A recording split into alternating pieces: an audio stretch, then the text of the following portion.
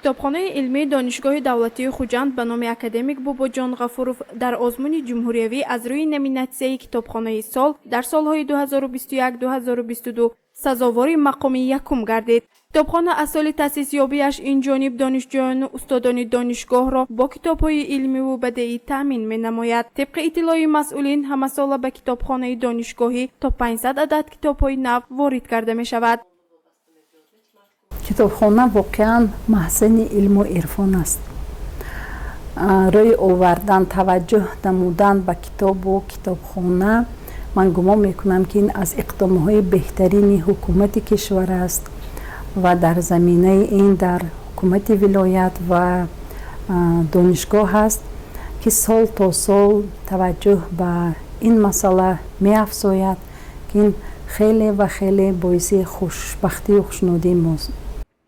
از سال 2018 این جانب کتاب‌های کتابخانه پوره از نو به قید گرفته شده است. در فوند کتابخانه 250,000 کتاب‌های چاپی و نزدیک به 70,000 کتاب‌های الکترونی موجود است. اینجا تالار فروغ سپیدانایی است. در این تالار برای اشتراکچیان آزمون‌های جمهوریوی فروغ سپیدانایی کتاب است و علم فروغ معرفت شرایط مهیا گردیده است. فخریار دانشجوی کورس چهارم دانشگاه دولتی خوجند میباشد. او اشتراکچی آزمون جمهوریوی علم فروغ معرفت است. همه روزه به کتابخانه دانشگاه آمده کتاب‌های ضروری را از آنجا دسترس می‌کند. از شرایط و امکانیت‌های کتابخانه قناعتمند بوده اندیشه‌اش را چنین ابراز نمود.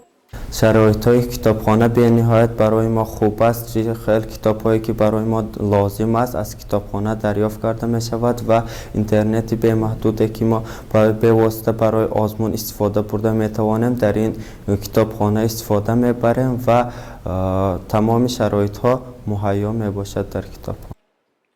با دستگیری ریاست دانشگاه برنامه مخصوص الکترونی با نام کارت تگ در کتابخانه براه مانده شده است که کارمندان کتابخانه رویخط همه کتاب‌های الکترونی را به برنامه از روی ساحه‌ها وارد کردند. این برنامه به خواننده امکان می‌دهد که به کتابخانه نآمده با واسطه اینترنت ادبیات لازمه را فرمایش دهد و پس از وارد گردیدن به کتابخانه آن را دسترس نماید. در کتابخانه علمی دانشگاه دولتی خوجند به نام اکادمیک باباجان غفوروف برای بهتر کردن صفت خدمت رسانی از تمام امکانیت‌ها استفاده می‌برند.